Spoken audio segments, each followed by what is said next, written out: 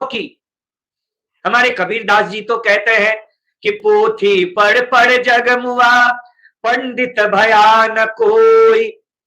वेदांत पढ़ लिए, वेद पढ़ लिए, शास्त्र पढ़ लिए, पोथी पढ़ लिए, नहीं, पर क्या पंडित हो पाए?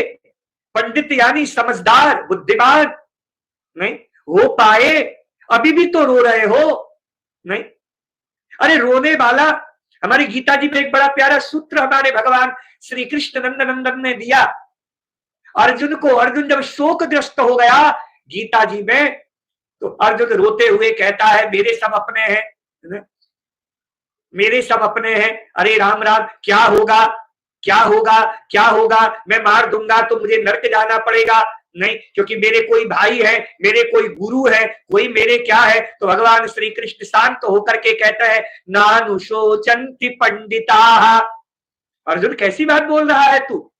इतना सोच, इतना शोक क्यों अर्जुन, क्यों? पंडित लोग कभी सोच में नहीं पड़ते, कभी शोकग्रस्त नहीं होते। पंडित का मतलब, पंडित का मतलब जो समझदार है, जो जिसमें समझ है, वही तो है पंडित, नहीं? पर देखो कहां पंडित हो पाए। पढ़ तो लिया तुमने, कितना पढ़ लिया?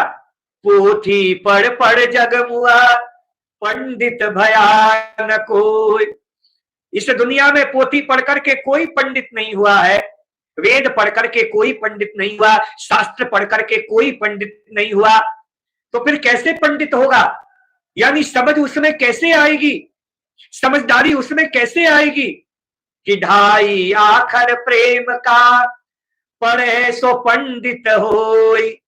अरे ढाई आखर प्रेम का, ये जो ढाई अक्षर का ये जो प्रेम शब्द है, नहीं, ये जो प्रेम शब्द जिसमें ढाई अक्षर है, इनको पढ़ लो, इसको जान लो, सब जान लिया तो क्या होगा? ढाई आखर को पढ़ करके आप पंडित हो जाओगे, आप में समझ आ जाएगी, सच्ची समझ आ जाएगी।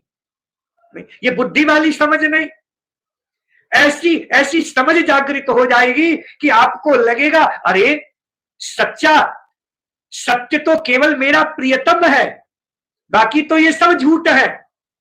सच्चा तो मेरा केवल प्यारा है, केवल मेरा श्याम सुंदर है, मेरे प्रियतम है, जो मेरे हृदय देश में बैठ करके, नहीं, मुझे देख रहे हैं टुकुर टुकुर। पर मेरा दुर्भाग्य है कि मैं उनकी ओर नहीं देख रहा, मेरा दुर्भाग्य है कि मैं संसार की ओर देख रहा हूं। हे मेरे नाथ, हे मेरे श्याम सुंदर, मैंने आज समझ लिया, मैंने अब समझ लिया कि तुम्हारे सिवाय और मेरा कोई भी नहीं है। तुम ही एकमात्र सत्य हो, बाकी सब मिथ्या है।